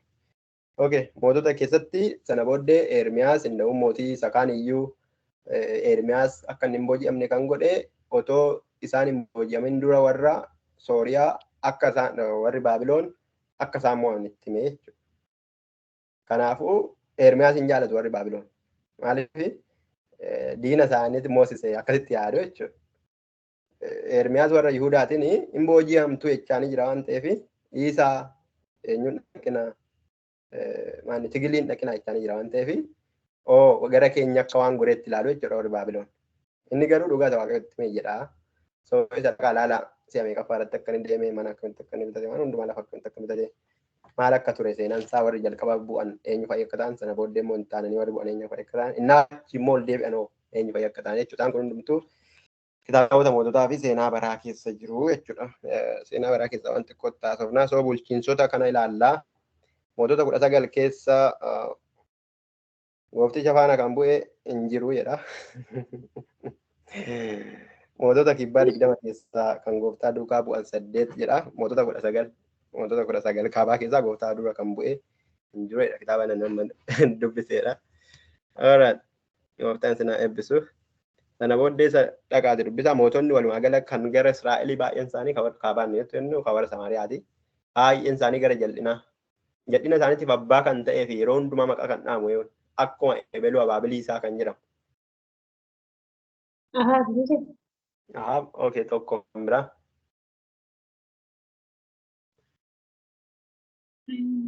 Baay'ee bakka waan jal'ina jedhameen isa jalqabaa yeroo hundumaa mootii warra tokko jira maqaan kan ta'e jechuudha. Hunda'u maqaan isaa 2-3 irra deebi'ee ka'a. Tokkoffaa lammaffaa qaba. Xiqqii kan ta'e jira. Ammeenyaan isa dhumaa kan ta'e jechuudha isaan keessaa. Kanaafuu yeroo mootiin warra Israa'elii ka'u ebeluu akkuma ebeluu waaqayyo hundatti waan jal'aa hojjetee jira. Okay, ka warra Yihudaatti deebina. Warra Yihudaa keessaa fakkeenya isa jalqabaa qulqullummaa gaarummaa minaaminii waaqayyo duukaa bu'uu kan ta'e immoo kan fudhatamu yoo. Daawit. Ebeluu akkuma baabilii isaa Daawit waaqayyo hundatti amanamummaadhaan qajeelaa ta'e akkas ta'e garuu Daawit argitanitti waan baay'ee rakkoon jira. So warra Yihudaa keessaa kan beekame Naawoti. Naawota eeshi kan biraa. Naawoti nama waaqayyooti. Naawoti miti bakki maqaa sanaan dagadhan. Okay, dhaqaa dubbisaa yookiin Ahaab ta'a yookiin Yerobi'aam ta'a dhaqaa dubbisaa sin. Okay, seenaa baraa isa tokkoffaa isa lammaffaa kan keessa jiru kanumaa jechuudha. Macaafota seenaa kana nama barreesse dhaqaa ilaalaa noodha. Baay'een isaanii Izraa fa'iitu barreesseeru. Macaafota yeroo darbe waa'ee barreessuu dhiisuu minamanii baay'een kaafnan inni kun hafuurummaa keenya irratti waanuma baay'ee cinqatii qabu waan ta'eef dhimma keessaa fudhannu dhimma hafuuraan beekumsaaf garuu dhaqaa qo'adhaa Izraa fa'iitu barreessee ta'uu danda'a malee namni jala bu'ee dhaqee Izraatu barreessee hin jiru. Ani garuu qubeen isaa dogoggoran qabu waan ta'eef namoota dhiyoo kanaatu barreessee yaada jechuudha. Otoo isaan sana ta'e dogoggoruun dhiisan qubee afaan Oromoo waan yaade. Okay. Macaafa qulqulluu keessatti akkuma akkuma isin beektanii yeroo darbe yeroo jalqaba kaafnu amma nuti kakuu moofaa kakuu haaraa jenneetu. Kakuu moofaan ammaatti qoodama. Kakuu haaraan ammaatti qoodama. Jennee akka nuti walitti qo'annaa jechuudha. Yesuus fa'ii warri birootaa garuu akkanatti hin beekan. Warri birootaa macaafa seeraa jedhu. Kana booddee macaafa raajotaa jedhanii akkas kaawwatu jechuudha. Macaafota seenaa hundumaa isaan raajotuma jedhuun Izraa'elis raajotuma jedhu. Iyyaasuudhaanis akkasuma jedhu jechuudha. Dhugumas immoo yoo ilaaltan namoonni isaanii akkasuma ta'uu danda'a. Kanaaf macaafota faarfannaa, macaafota seeraa fi macaafota maalii jedhe Yesuus yeroo tajaajilu. Raajota keessatti seera haqa macaafota faarfannaa jechuudha. Kanaaf Daawitiinis raajiidha jedhu kakuu haaraa keessa dhagaa ilaala. Kanaafuu faarfannaanis Daawitis namoonni faarfannaa barreessan sun Museen ebeluun hundumtuu faarfannaa sirna tajaajilu gaa faarfannaa Daawit ta'e inni xiqqoo irraa qannasaa deemna kana booda. Faarfannaan namoota baay'eetu ta'e achi keessaa nama muraasatu Daawit faarfannaa baay'ee qaba. Namoonni jiru namoonni faarfannaa faarfatan sun barreessan sun baay'eedha jechuudha. Kanaaf faarfannaa isaaniitu walitti qabame malee baruma raajotaati. Kanuma raajiin amma Daawitis qaba raajiuma jechuudha isaaniif.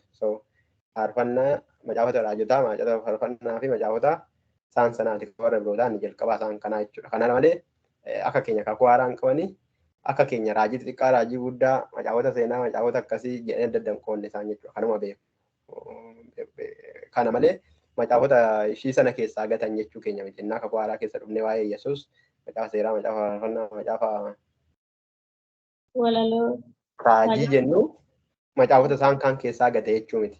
Macaafonni isaan qaban iddoo sadii kan manatti qooddatu yookiin iddoo lamatti manatti qooddatu. Nuti immoo iddoo 4-5tti qooddanneetu akka nu ta'utti ilaallee jechuu barbaadetan malee. Okay, kanaafuu macaafa seenaa akkanuma isin jedhee seenansaa waa'ee mootota Yihudootaatti, waa'ee Daawititti, waa'ee mana Waaqayyoo fi Yihudaatti xiyyeeffata malee akka macaafota moototaatti waa'ee wannootti hin xiyyeeffatu. Waa'ee maalitti? Waa'ee mootummaa warra wannootti hin xiyyeeffatu, gara kaabatti hin xiyyeeffatu. Ilaalchi isaa inni guddaan macaafni seenaa baraa tokkoffaa haa ta'u lammaffaa dhimma hafuurummaa keenya irratti. Toora Yesuus Kiristoos irra dhufe nutti agarsiisuu, jireenya hafuuraa nutti agarsiisuu, rakkoo isaan qulqullummaa irratti godhan yookiin qulqullummaa warri jiraatan Waaqayyo wajjin akkam akka ta'an, qulqullummaan immoo warri jiraachuu baatan akkamitti akka isaan garbooman, akkamitti akka isaan adabalan, akkamitti dhimma hafuura keenyaa akka yoonnu tarree Yihudaa irra bichaa nu agarsiisan jechuudha. Qajeelummaa dhimma Waaqayyo malee waa'ee warra wannama sana xiyyeeffannaa maan kenneef isaan. Dhagaa dubbisaa seenaa baraa kanaafitu Eziraa fa'itu barreessee jedhanii ilaalu jechuudha. Kanaaf mootummaa isaan wannoo keessatti akka Waaqayyo abdii qabu. Already sabni sun gadi fudhatameera hin argitu achitti gadi fudhatamee Baabiloonitti fudhatamee warra Baabiloonii kana baay'ee wannoodha jechuudha. Okay, seenaan baraa. Seenaan baraa waa'ee boojuu keessaa haasaa. Waa'ee boojuu keessaa adda boojuu keessa dhaqanii akkana ta'anii waa'ee haasaa. Boojuu booddee seenaa baraa dubbisee kanaan dubbisee barama. Wal qabatee uma jiraata. Wal qabateetu macaafa seenaa hiiktama fakkeenya macaafa seenaa keessatti ni dubbata. Macaafa raajotaa garaagaraa keessatti gaafa dubbatu inni yaabee mootiin achi kan hojjete aganaadha. Seenaan isaa kanaadha. Kanarra immoo macaafa seenaati isaatii fi macaafa baraa keessatti caanfamee jira jedha. Nu ejaja jechuudha. Kan isin gaafadhe macaafonni seenaa kun seenaa baraa tokkoffaa lammaffaa kan jennu macaafota moototaati miti baay'inaan waa'ee dhimma moototaati miti. Isaan kuni jireenya boojuu bara boojuu keessaa bara isaan gadi booji'aman keessa kan ture waa ibsuun jedhe gaafin kun. Isa duraa osoo hin taane waa'ee seera Lewwotaa illee Okay, kan isinitti himuu barbaade macaafonni moototaa fi macaafonni seenaa kun hundumtuu iddoo tokko ka'anii iddoo sanatti sin dhaabu. Iddoo kamitti sin dhaabu boojuutti sin galchanii dhaabu achumatti. Dhagaa laala asirratti yeroo qo'attanii boojuu keessa waan ta'e otoo hin ta'in bakka Yerusaalemiin kuftee hidhee xumura. Macaafa moototaas yeroo qo'attanii mootiin inni kan Yerusaalemiin booji'amanii akkas ta'e hidheetu xumura jechuudha. Achirraa immoo eenyutu fudhatee edda booji'ame maaltu ta'e eessa dhaqanii eessatti fudhatamanii maaltu isaan irra ga'e maal gaarii godhanii maal hamaa godhanii isa jedhu immoo bara boojuu keessaa isa jedhutti qoodannee yoo barbaanne ilaaluu dandeenya jechuudha. Amma macaafotuma seenaatti kan ilaalaa jirru garuu bara boojuu keessa akkana dhaqanii Baabiloonitti geessanii akka isaan godhanii daakuu isaan teeksisanii midhaan nyaachisanii kan jedhu baay'een argitan seenaa keessatti. Amma dhaqanii seenan isaanii xumuramee yookiin bara manaa mo'anii du'anii yookiin bara manaa mo'aniitu Yerusaalemii booji'amanii gara Baabiloon dhaqan amma jedhutti isinitti agarsiisa malee sana booddee isinitti himu jechuudha. Okay, so macaafa Iziraa bira immoo yoo dhaqxan amma inni itti aanu Iziraadha miti seenaa keessa naa darbisan. Nahimiyaa fa'i Iziraa fa'i. Isaan kun immoo macaafota akkamiiti?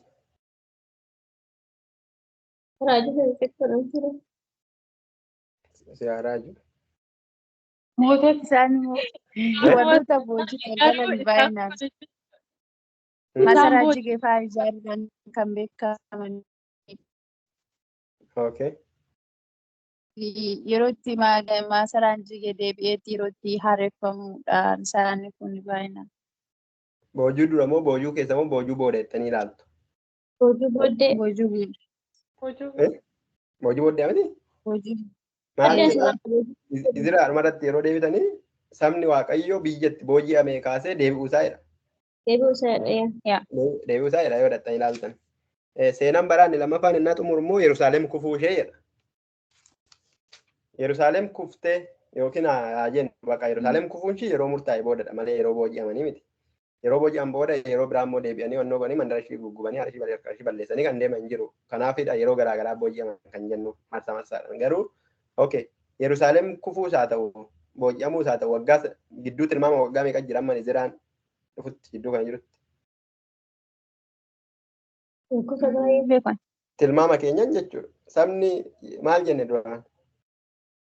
Raajiin sun waggaa meeqa? Waggaa 70. Waggaa 70 jedhe. Okay. Boojuu jalqabaas haa ta'u boojuu dhumaas haa ta'u garuu waggaa 70 kan isaaniif kaa'ame miti. So waggoota 70 sana Baabiloon turanii ol deebi'uu qabu miti ree. Waggoota 70 sana kan ta'e jidduu kana jira jechuudha. Jidduu Iziraa fi seenaa bara lammaffaa gidduu. So gidduu kana kan jiru macaafota kam jennee yaadna jechuudha. Macaafa Iziraa Noomi Aasteer. Otoo Iziraan hin jalqabin gidduu kana seenaa kan ta'e waggaa 70 kan ta'e macaafa kamtu qabatee jira? Tilmaama. Boojuu keessa. Boojuu keessa jiru. Iziraan boojuu booda. Macaafa raajotaa. Macaafa? Raajota keessaa kam? Ermiyaas. Okay, Ermiyaas. Okay. Isqeel. Isqeel. Okay. Yaaqoob inni raajota gurguddoo keessaa ani akka kootti raajota gurguddoo keessaatti ni fudhatan jedha. Batala Yaaqoob kun sirriitti isaan keessatti nu ramadaman jedha wanta gongoruu baadhe. Yaaqoob kamin? Yaaqoob kababa natti kolfinaa nitu rakkisuudha. Baaqoob jechuu barbaadde fakkaata. Namni koo baay'ee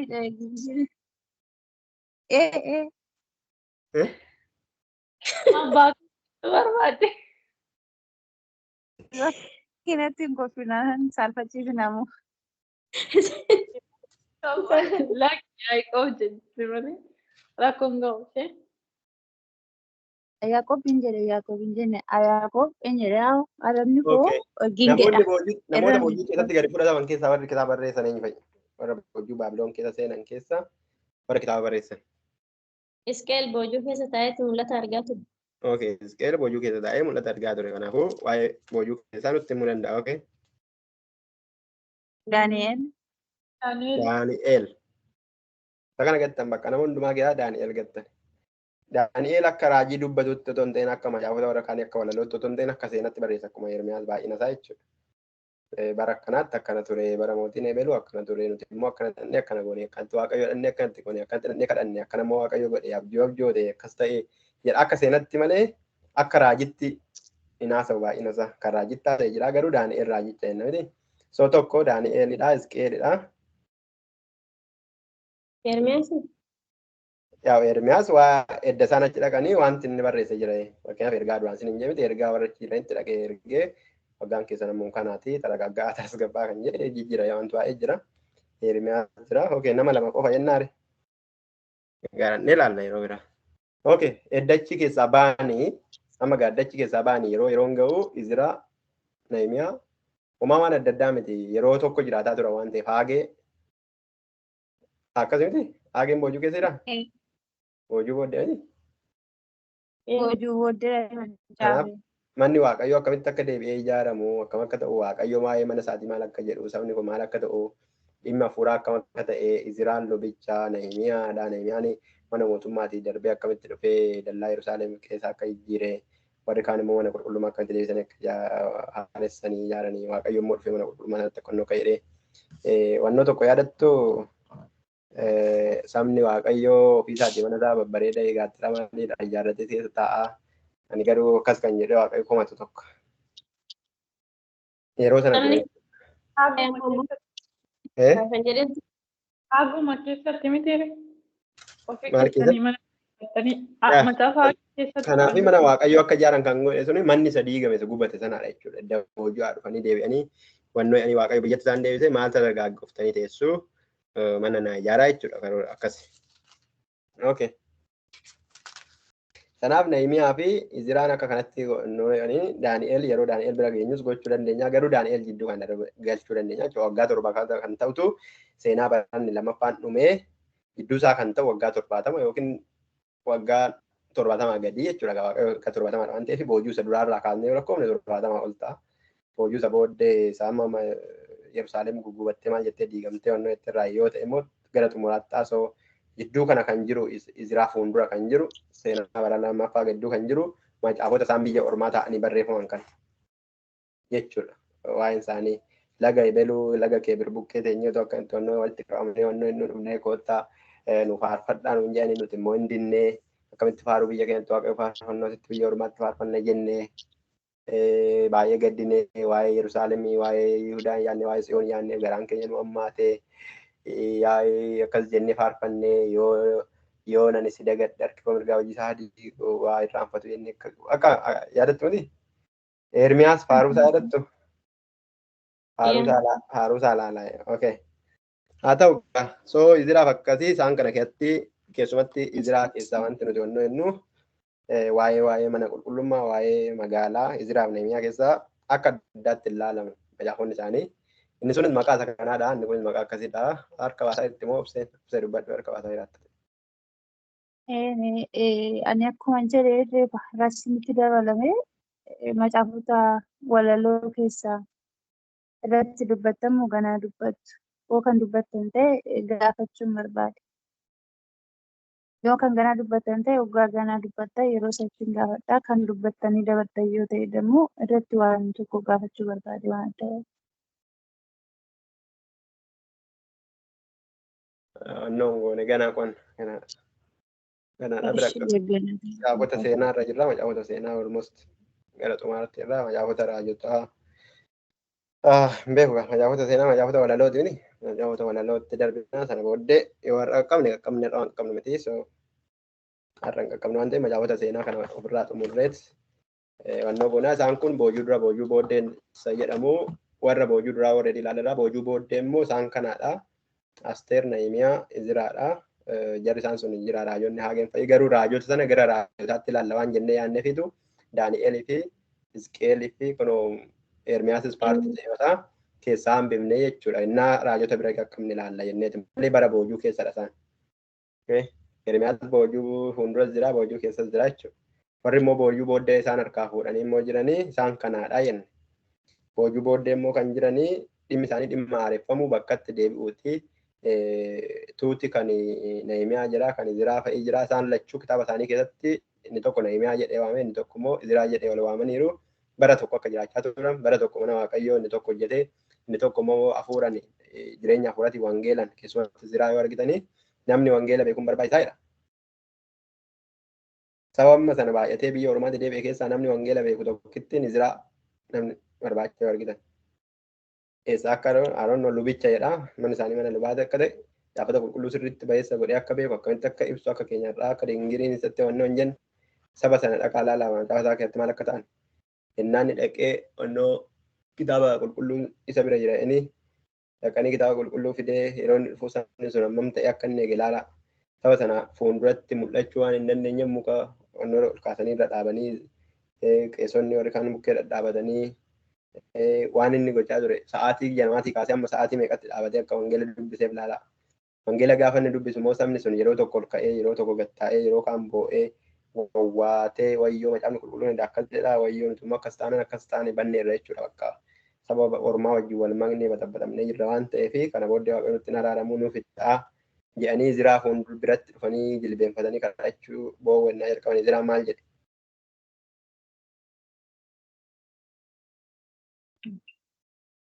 Izraa boqonnaa 12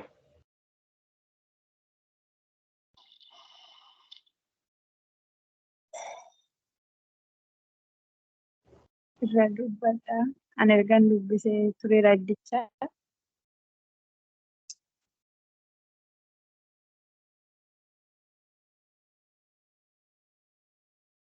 Oromoota keessaa fuudhuun keenya waaqayyo duratti cubbuu hojjenneerraadha. Waan tokko hin beekan jirra.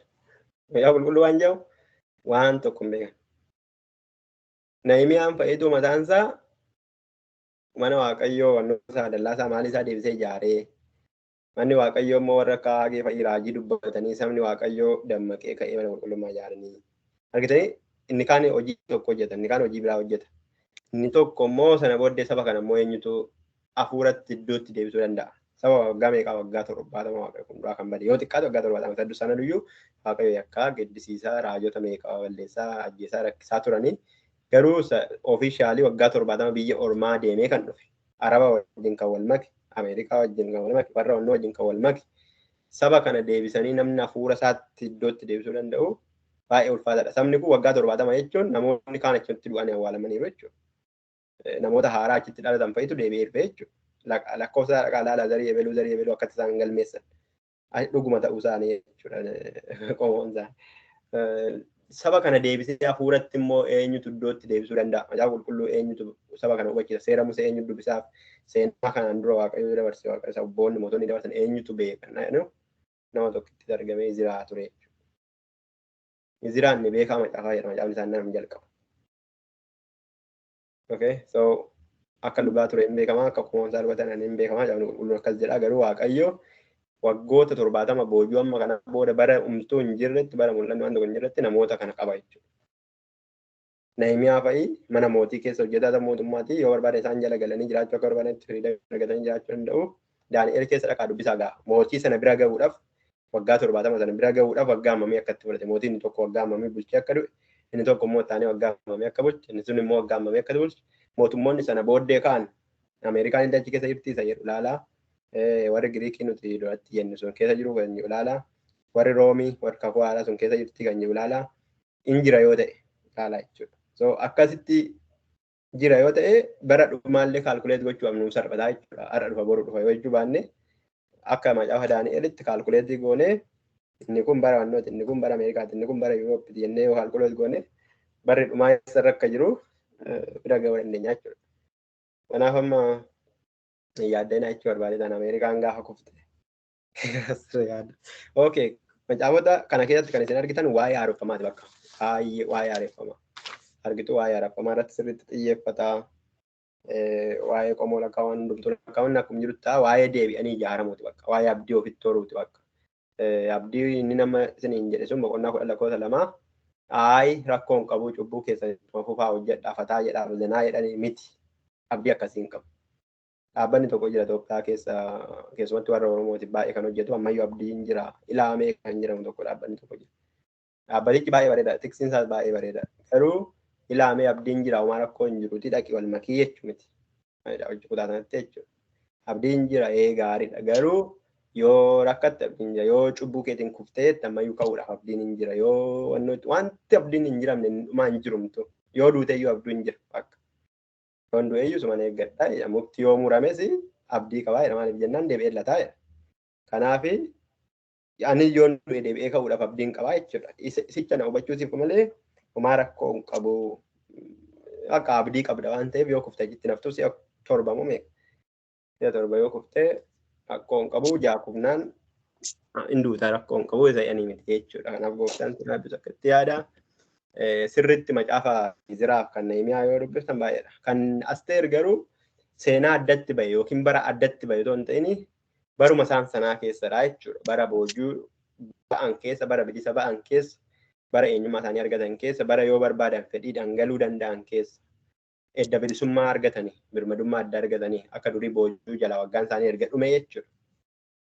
Jala akka nama isiniin jedhe maanni sabni baay'een achitti dhalateera. Ammas biyya arabaa hojii dhaabbattan yoo ta'e biyya arabaa baay'ee isinitti hin tolle ta'uu danda'a. Garuu ijoollee keessan biyya arabaatti deessan yoo ta'e yookiin argattan yoo ta'e ijoolleen keessan waa'ee Itoophiyaan beektu. Abbaan Nasir warri booji'ame keessaa tokkodha miti. Maatiin Nasir warra booji'ame keessaa tokkodha. Weessumni Nasir dammoo akka abbaa ta'ee kan guddiseedha mitiire. Wasiilaa ta'uu danda'a. Teessoo ta'uu danda'a. Akkamitti akkasii waamtan hin beeku garuu Mardekaayiin akka kanaadha. Mardekaayiin warra booji'aman keessaa tokko garuu Asteeriin booji'amte moo achitti dhalattee seeru dhaqaa dubbisaatin. So Mardekaayiin warra booji'aman keessaa tokko miti dhaqaa dubbisaatin garuu hin beekan. Mardekaayiin warra booji'aman tokko garuu warri kaan kan achitti dhalatan jiraachuu malu jechuudha. So yeroo itti bilisummaadhaan silaachii bahuu hin danda'amutti yoo barbaadan mootii yoo barbaadan haadha manaa mootii ta'uu danda'u jechuudha. Macaafa Daani'eel sirriitti dubbisaa waa'ee Asteeris wanti wal qabatee jiraata jechuudha. Macaafa Daani'eel mootummaan illee maqaan isaa yoo macaafa Daani'eel keessa jiraateera ta'e. So achi keessatti maqaan jaarsichaa maanni Mardekaay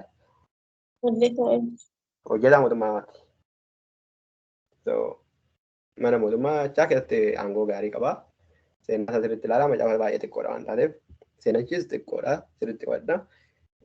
Akka kanatti jiraataa turanii akka Nehemiyaa fi Iziraan waggoonni isaanii baay'ee walitti dhiyoodha. Wal keessa waliin jiraatan umurii tokkodha. Haala barreeffama isaanii iddoo garaagaraatti akkaataa garaagaraatti yoo barreeffame malee walloon isaanii baay'ee wal keessa jira. Ergaan isaanii wal keessa jira, hojiin isaanii wal keessa jira, waliin fireendii isaanii waliin hojjetanii jiru jechuudha. So akkuma kana Asteerii kophaatti bara adda bahe tokko hin qabdu. Baruma sana keessa baruma macaafa Asteer boqonnaa tokko keessatti baafannu maal jedha namni nu dubbistan yoo harka qabatte. Biyya jalqabee amma Itoophiyaatti biyya 120 irratti ba'u. Bara Ahashweroos jedhameti. Asirruma jettee jechiisa. Ahashweroos mootichi biyya inni jalqabee biyya Itoophiyaatti. Isa sana immoo fuutanii Iziraa irra boqonnaa 4 lakkoofsa 6 yoo geessisan maal jedha achitti na erganne. Iziraa 4:6.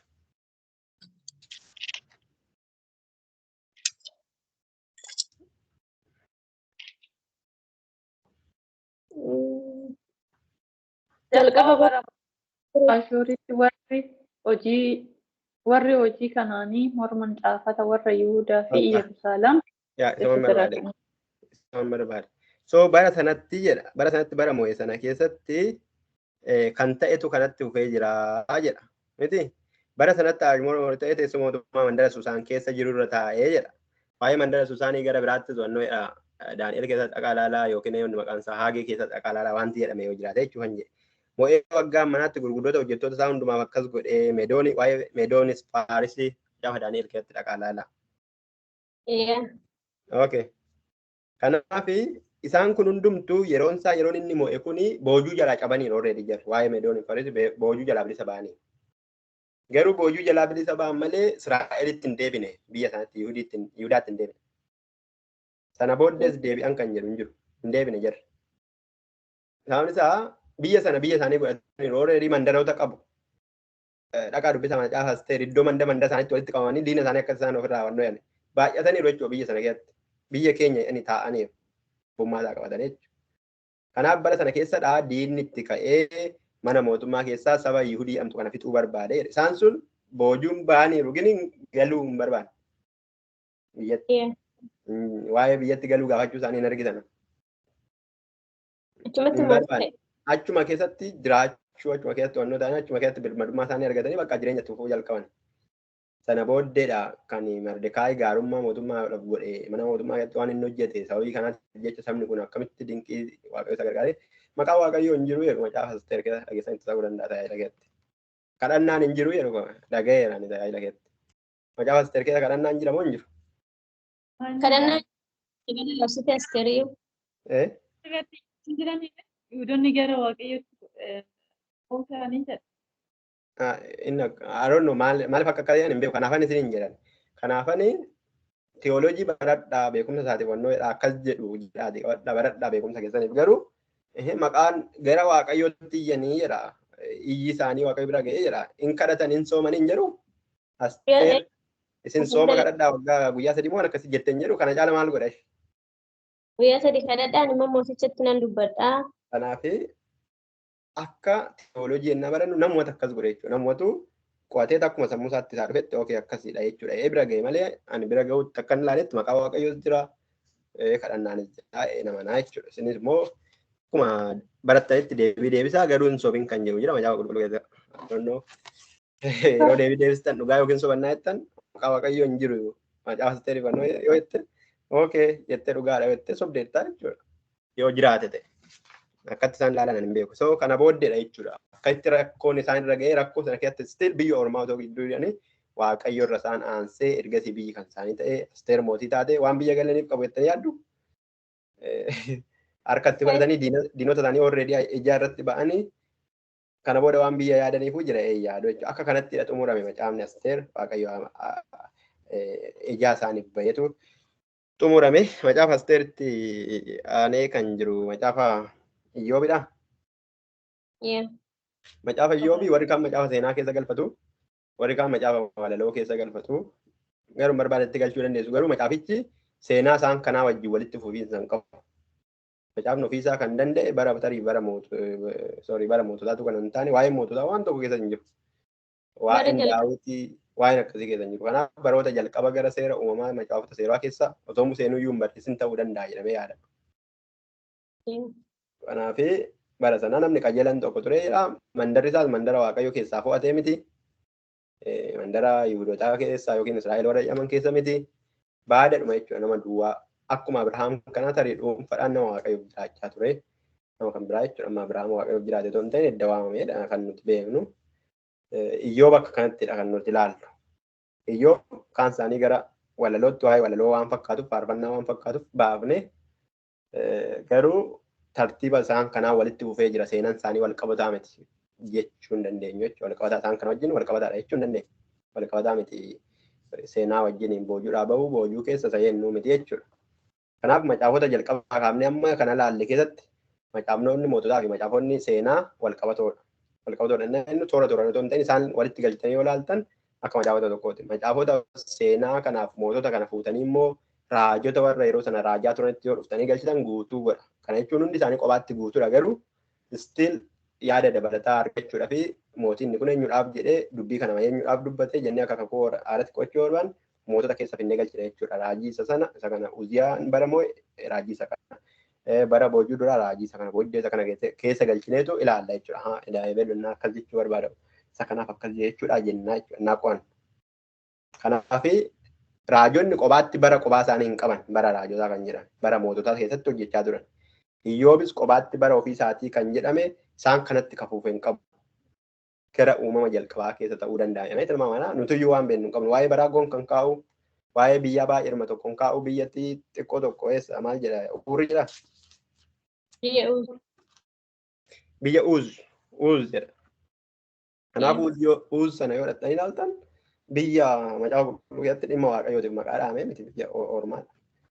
Isicha dhaqaa ilaalaa haa ta'u malee namni waaqayyoo qajeelan sun jira. Samariinsaa qajeelummaa amma sanaa keessatti waaqayyo qoreessa ilaalee qorumsa sana keessatti haati manaansaa isan gantee qabeenyi fi ijoolleen isaanii hundumtuun dhumanii waaqayyo deebi'ee indaganaa iddootti isa deebisee indaganaa kan durii caala dachaa isa eebbiseedha Samariinsaa kan.